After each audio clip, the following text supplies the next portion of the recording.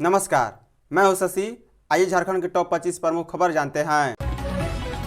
झारखंड में 3 स्तरीय सुरक्षा में होगी मतगणना। के रवि कुमार। मुख्य निर्वाचन पदाधिकारी के रवि कुमार ने कहा है कि 2 स्तरीय सुरक्षा व्यवस्था में सभी ईवीएम स्ट्रांग रूम में स्क्रूटनी के बाद सील कर दिए गए हैं। पहले स्तर की सुरक्षा केंद्रीय अर्धसैनिक बल के जिम्मे है, जबकि दूसरे स्तर की सुरक्षा व्यवस्था राज्य सशस्त्र बल के जवान संभाल रहे हैं। उन्होंने कहा है कि मतगणना के दिन 2 स्तरीय सुरक्षा व्यवस्था 3 स्तरीय हो जाएगी। तीसरे स्तर की सुरक्षा व्यवस्था राज्य पुलिस के जिम्मे होगा। वह गुरुवार को निर्वाचन सदन ध्रुव में पत्रकार वार्ता कर रहे थे। बता दें, के रवि कुमार ने बताया है कि दूसरे चरण में कुल 68.95% मतदान हुआ है। पोस्टल बैलेट की गिनती के बाद मतदान प्रतिशत में और बढ़ोतरी होगी। दोनों चरणों के मतदान का प्रतिशत 67.74 रहा है। पुरुषों की अपेक्षा महिला मतदाताओं ने ज्यादा मतदान किया है। शहर की अपेक्षा ग्रामीण मतदाता मतदान में आगे रहे हैं। उन्होंने कहा है कि भारत निर्वाचन आयोग का फोकस इस बार समाज के हाशिए पर खड़े लोगों को भी मतदान का हिस्सा बनाने पर था। इसके तहत सुदूर इलाके में जंगल पहाड़ पर रहने वाले से लेकर अलग थलग रहने वाले कुष्ठ पीड़ितों तक को योजनाबद्ध तरीके से मतदान के लिए प्रेरित किया गया है। वोटिंग खत्म होने के बाद हेमंत सोरेन और कल्पना सोरेन सिर में मालिश कराते दिखे। झारखंड विधानसभा चुनाव 2024 के लिए 2 चरणों में वोटिंग संपन्न हो गई है। अब सबकी निगाहें 23 नवंबर को होने वाली काउंटिंग पर टिकी है। इसी बीच हर कोई यह जानने को उत्सुक है कि मुख्यमंत्री समेत बड़े राजनेता क्या कर रहे हैं। बता दें, सीएम हेमंत सोरेन और गांडे विधायक कल्पना सोरेन ने सोशल मीडिया एक्स पर तस्वीरें शेयर की है, जिसमें वे रिलैक्स करते नजर आ रहे हैं। झारखंड के मुख्यमंत्री हेमंत सोरेन ने सोशल मीडिया एक्स पर तस्वीर शेयर की है। उन्होंने लिखा है कि चुनाव प्रचार समाप्ति पर फुर्सत के कुछ क्षण। तस्वीर में कल्पना सोरेन उनके सिर में मालिश करती दिख रही है। दोनों चरणों के चुनाव में सीएम हेमंत सोरेन ने धुआंधार प्रचार किया है और इंडिया गठबंधन के प्रत्याशियों को विजयी बनाने की अपील की है। चुनाव खत्म होने के बाद 23 नवंबर को मतगणना है। हर किसी की नजर काउंटिंग पर टिकी हुई है। सीएम हेमंत सोरेन की पत्नी और गांडे विधायक कल्पना सोरेन ने भी सोशल मीडिया एक्स पर तस्वीर शेयर की।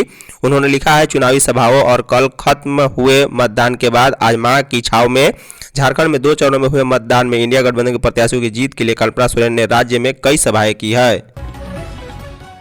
हजारीबाग में भीषण हादसा, 12 लोगों की मौत, स्लीपर बस पलटी। झारखंड के हजारीबाग जिले में गुरुवार सुबह करीब 6 बजे भीषण सड़क हादसा हो गया है। हाईवे पर चल रही एक स्लीपर बस अचानक पलट गई। बस के सड़क पर गिरते ही यात्रियों में भगदड़ मच गई है। इस हादसे में करीब 12 लोगों के मारे जाने की खबर है। वहीं 20 से अधिक यात्री घायल हो गए हैं और उन्हें अस्पताल में भर्ती कराया गया। कुछ घायलों को रिम्स रांची रेफर किया गया है। जिन लोगों को मामूली चोट आई है उन्हें बरकट्टा के स्वास्थ्य केंद्र में ले जाया गया। हादसा जिले के बरकट्टा प्रखंड के गोरहर में उस वक्त हुआ जब बस कोलकाता से पटना जा रही थी। राहगीरों ने बचाव अभियान चलाया और दुर्घटना की सूचना पुलिस को दी। पुलिस ने मौके पर आकर शव को कब्जे में ले लिया है और बस को सही कराया है। चुनाव परिणाम आने तक यही जोश और जज्बा बरकरार रखे सीएम हेमंत। मुख्यमंत्री हेमंत सोरेन ने गुरुवार को झारखंड मुक्ति मोर्चा के कार्यकर्ताओं में जोश भरा। चुनाव से संबंधित फीडबैक लेने के साथ साथ उन्हें कार्यकर्ताओं के प्रति आभार भी प्रकट किया। ऑनलाइन बैठक में उनकी मेहनत की सराहना करते हुए उन्होंने दोहराया है कि भाजपा की साजिश को नाकाम करना है। सभी ने दिन रात अपना खून पसीना बहाकर कड़ी से कड़ी मेहनत की है। 23 नवंबर तक हमें कमर कस कर यही जोश और जज्बा बरकरार रखना है। झामू के कार्यकर्ता भाजपा की हर साजिश को नाकाम करेंगे, झारखंड जीतेगा। उन्होंने सभी स्तर पर स्ट्रांग रूम की निगरानी का निर्देश भी कार्यकर्ताओं को देते हुए कहा है कि साथी दलों के साथ भी समन्वय बनाए रखें। इंडिया के सभी समर्पित कार्यकर्ता यह ध्यान रखें कि स्ट्रांग रूम पर जमे रहे और सभी गतिविधियों पर भी ध्यान दें। स्ट्रांग रूम सील होने के पश्चात और भी मुस्तैदी के साथ प्रशासन द्वारा चिन्हित स्थानों पर जमे रहकर मुस्तैदी बनाए रखे। झारखंड में ज्योतिष शास्त्र के अनुसार बीजेपी की बनेगी सरकार। एक ओर जहां झारखंड विधानसभा चुनाव 2024 को लेकर चुनावी महासमर समाप्त हो चुका है, तो दूसरी ओर कयासों का बाजार भी गरमाने लगा है। इसी क्रम में ज्योतिष शास्त्र की गणना भी शुरू हो गई है। बता दें, ज्योतिष शास्त्र के अनुसार कार्यवाहक मुख्यमंत्री हेमंत सोरेन का जन्म 10 अगस्त 1975 को 12 बजे दिन में नेमरा गांव रामगढ़ में हुआ था। इस हिसाब से हेमंत सोरेन की जन्म कुंडली में बृहस्पति वर्तमान में अनुकूल नहीं है। उक्त बातें मुहूर्त मार्तंड ज्योतिष केंद्र सरस्वती निकेतन इरगू रोड के आचार्य कृष्ण ने कही है। उन्होंने कहा है कि वार्षिक गति एवं गोचर के अनुसार राजा एवं मंत्री ग्रह के दृष्टि बल के अनुरूप चुनाव जीत का पक्ष किंचित कमजोर है, यानी मंद फलप्रद है। जबकि वर्तमान में झारखंड की कुंडली में और भाजपा की कुंडली में ग्रह की वार्षिक गति और गोचर अधिक अनुकूल दिखाई दे रहा है। अतः चुनाव में भाजपा की जीत का पक्ष मजबूत दिखाई दे रहा है। झारखंड की कुंडली प्रधानमंत्री नरेंद्र मोदी की कुंडली एवं हेमंत सोरेन की कुंडली के अनुसार उलटफेर की संभावनाएं दिखाई दे रही है। एग्जिट पोल के बाद बीजेपी एक्टिव, रांची में high level meeting. Bharatiya Janata party विधानसभा चुनाव में हुए वोटिंग पैटर्न को अपने पक्ष में मान कर चल रही है। गुरुवार को प्रदेश कार्यालय में भाजपा के विधानसभा प्रभारी और संयोजकों की बैठक हुई है। केंद्रीय कृषि मंत्री शिवराज सिंह चौहान और प्रदेश अध्यक्ष बाबूलाल मरांडी के साथ चर्चा में संयोजकों ने ज्यादातर सीटों पर भाजपा को बढ़त बताई है। भाजपा नेताओं का आकलन है कि ओबीसी के साथ इस बार आदिवासी समाज ने भी भाजपा के लिए वोट किया है। चुनाव प्रभारी शिवराज सिंह चौहान ने कहा है कि बांग्लादेशी घुसपैठ से आदिवासी समाज त्रस्त है। भाजपा ने इसी मुद्दे को जिस तरह से उठाया है वह चुनाव में लोगों को प्रभावित कर रहा है। इसी तरह कोयलाचन में आजसू के साथ की वजह से ओबीसी मतों को रुझान भाजपा की तरफ रहा है। सबसे पहले आएगा बरहेट का रिजल्ट। विधानसभा चुनाव के पोस्टल बैलेट पेपर की मतगणना के लिए टेबल पदाधिकारियों की नियुक्ति कर दी गई है। प्रत्येक विधानसभा क्षेत्र में 3-3 अलग अलग सहायक रिटर्निंग ऑफिसर और सहायक एआरओ नियुक्त किए गए हैं। 8-8 टेबल पर मतगणना होगी। डीसी हेमंत सती ने जानकारी दी है कि सबसे पहले पोस्टल बैलेट की गिनती होगी। इसके लिए विधानसभावार पदाधिकारियों और सहायकों की नियुक्ति कर दी गई है। बता दें, राजमहल, बोरियो और बरहेट विधानसभा क्षेत्रों के सहायक निर्वाची पदाधिकारियों की तैनाती की गई है। मतगणना का समय डीसी ने बताया है कि सुबह 8 बजे से मतगणना प्रक्रिया शुरू होगी। वहीं सुबह 8:30 बजे तक पोस्टल बैलेट की गिनती पूरी हो जाएगी। 45 मिनट के भीतर पहले रुझान आने की संभावना है और इसके 20 से 30 मिनट बाद राउंड की गिनती का परिणाम सामने आएगा। भाजपा ने राजमहल 20 क्षेत्र के 40 बूथों पर बोकस मतदान होने की शिकायत की। राजमहल विधानसभा के भाजपा के निर्वाचन अभिकर्ता रामानंद शाह व गौतम यादव ने राजमहल विधानसभा के निर्वाची पदाधिकारी सह एसडीओ कपिल कुमार के साथ डीसी, मुख्य सचिव, आयुक्त दिल्ली, राज्य निर्वाचन आयोग, चुनाव प्रेक्षक, भाजपा केंद्रीय समिति व राज्य समिति को पत्र लिखकर राजमहल विधानसभा क्षेत्र में 40 बूथों पर बोकस मतदान होने की शिकायत की है। साथ ही पुनर्मतदान कराने की भी मांग की गई है। दिए आवेदन में कहा गया है कि राजमहल विधानसभा क्षेत्र के अंतर्गत विभिन्न बूथों पर बड़े पैमाने पर बोगस मतदान किया गया है।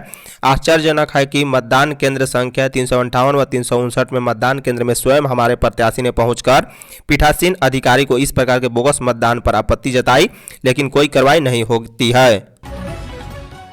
23 नवंबर को सुबह 8 बजे से शुरू होगी गिनती। देवघर जिले के 3 विधानसभा सीट देवघर मधुपुर के लिए वोटों की गिनती के लिए देवघर कॉलेज में तैयारी पूरी कर ली गई है। 3 लेयर सिक्योरिटी के बीच वोटों की गिनती सुबह 8 बजे से शुरू होगी। सबसे पहले पोस्टल बैलेट की गिनती होगी, उसके बाद 8:30 बजे से ईवीएम के वोटों की गिनती शुरू होगी। वहीं 9:30 बजे से मतगणना का रुझान आने लगेगा। वोटों की गिनती को लेकर देवघर और सारठ विधानसभा में 21 टेबल और मधुपुर में 18 टेबल बनाए गए हैं। इसके अलावा पोस्टल बैलेट की गिनती के लिए अलग से टेबल बनाए गए हैं, जिसमें देवघर में 7, मधुपुर में 6 और सारठ में 5 टेबल रहेंगे। मिली जानकारी के अनुसार मतगणना में प्रत्येक टेबल पर 3-3 मतगणना कर्मी लगेंगे। बाबूलाल मरांडी बोले 51 से अधिक सीटों पर एनडीए की जीत। झारखंड विधानसभा चुनाव संपन्न होने के बाद गुरुवार को प्रदेश बीजेपी अध्यक्ष बाबूलाल मरांडी ने विधानसभा प्रभारियों से बात कर फीडबैक लिया। शुक्रवार को विस्तारकों और चुनाव प्रभारियों के साथ बैठक करेंगे। उन्होंने कहा है कि हेमंत सोरेन सरकार जा रही है, बीजेपी एनडीए की सरकार आ रही है। मजबूत सरकार और विकसित झारखंड बनाने के लिए लोगों ने बड़ी संख्या में मतदान किया है। 51 से अधिक सीटों पर एनडीए जीत दर्ज करेगा। यहाँ एनडीए की पूर्ण बहुमत की सरकार बनेगी। झारखंड बीजेपी अध्यक्ष बाबूलाल मरांडी सुबह 11 बजे प्रदेश भाजपा कार्यालय पहुंचेंगे। यहां उन्होंने भाजपा के विधानसभा चुनाव प्रभारी और केंद्रीय मंत्री शिवराज सिंह समेत अन्य पदाधिकारियों के साथ बैठक कर विभिन्न विषयों पर चर्चा की। इस दौरान वे पार्टी कार्यकर्ताओं से भी मिले हैं। इंडिया 59 सीटें जीत बनाएगा सरकार, झामुमो। सत्तासीन झारखंड मुक्ति मोर्चा ने 59 सीटों पर इंडिया गठबंधन की जीत का दावा किया है। झामुमो महासचिव सुप्रियो भट्टाचार्य ने गुरुवार को पत्रकार वार्ता के दौरान कहा है कि काफी समय तक राज्य की जनता चुनाव में व्यस्त रही, अब साल के अंत में नई सरकार बनाकर आएगी। इस दौरान उन्होंने इससे संबंधित एक रिपोर्ट भी पेश की है। सुप्रियो ने कहा है कि गांव के मुकाबले शहर में वोटिंग कम हुई है। शहर के लोगों की अपेक्षा ज़्यादा रहते हैं गांव में, लेकिन जब वोट करने का समय आता है तब उनमें ग्रामीणों से कम उत्साह दिखता है। ये चिंता का विषय है। उन्होंने दावा किया है कि झारखंड के कुल 24 में से 11 जिलों में भाजपा का खाता नहीं खुलेगा। झामुमो नेता ने कहा है कि जो बुद्धिजीवी ज़्यादा बोलते हैं वही लोग वोट में पीछे रह जाते हैं। शिक्षक नियुक्ति परीक्षा की मेरिट लिस्ट पर जवाब देने का निर्देश। शिक्षक नियुक्ति परीक्षा वर्ष 2016 की मेरिट लिस्ट को चुनौती देने वाली याचिका पर गुरुवार को सुनवाई करते हुए अदालत ने सरकार को जवाब दाखिल करने का निर्देश दिया है। मीना कुमारी एवं अन्य की याचिका पर सुनवाई करते हुए जस्टिस डॉक्टर SN पाठक की अदालत ने सरकार को 28 नवंबर तक अपना जवाब दाखिल करने का निर्देश दिया। गुरुवार को अदालत ने प्रार्थी, झारखंड राज्य कर्मचारी चयन आयोग और सरकार का पक्ष सुना। सरकार ने कोर्ट से कुछ बिंदुओं पर जवाब देने का समय लिया। सुनवाई के दौरान प्रार्थी की ओर से कोर्ट को बताया गया कि कई सफल अभ्यर्थी जिनका अंक उनकी कम है, जिनकी भी नियुक्ति कर दी गई है। इसका विरोध करते हुए JSSC के अधिवक्ता संजय पीपरवाल एवं प्रिंस कुमार ने कोर्ट को बताया कि प्रार्थियों का यह कथन गलत है कि प्रार्थी का प्राप्तांक राज्य स्तरीय मेरिट लिस्ट में अंतिम चयन अभ्यर्थी से कम है। झारखंड मौसम। राजधानी समेत झारखंड में शुक्रवार को आंशिक बादल छा सकते हैं। सुबह में धुंध छाई रह सकती है, लेकिन इसके बाद आंशिक बादल कायम रहेंगे। इससे दिन के पारे में 1 से 2 डिग्री की कमी आ सकती है, लेकिन शनिवार से मौसम साफ रहने का पूर्वानुमान है। बता दें, राजधानी में गुरुवार को अधिकतम तापमान 25.4 डिग्री और न्यूनतम 14.4 डिग्री सेल्सियस दर्ज किया गया। पिछले 24 घंटे की तुलना में अधिकतम तापमान में 1 डिग्री की कमी आई है, जबकि न्यूनतम तापमान में 2 डिग्री की वृद्धि हुई है। गढ़वा जिला के गांव में बाघ की खबर। दक्षिण वन प्रमंडल क्षेत्र के गांव में बाघ पहुंचने की खबर से ग्रामीण दहशत में है। हालांकि दक्षिणी वन प्रमंडल के DFO एबिन बेनी अब्राहम ने कहा है कि वन क्षेत्र में बाघ नहीं है, घबराए नहीं। उन्होंने कहा है कि सूचना मिली थी कि 13 नवंबर की रात बड़गड़ा के बहेरा खान निवासी शिव कुमार सिंह के एक मौसी का शिकार किया था। उसके बाद उक्त जानवर PTR लौट गया। हालांकि उन्होंने लोगों से सतर्क रहने की अपील की है। पीड़ित ग्रामीणों को मुआवजा के तौर पर 5,000 रुपये भी दिया गया। DFO ने कहा है कि फिलहाल किसी क्षेत्र में बाघ के होने की खबर नहीं है। वन विभाग पूरी स्थिति पर नजर रख रहा है। उक्त वन क्षेत्र के लोग पहले से ही हाथी और भालू के आतंक से परेशान हैं। धन्यवाद।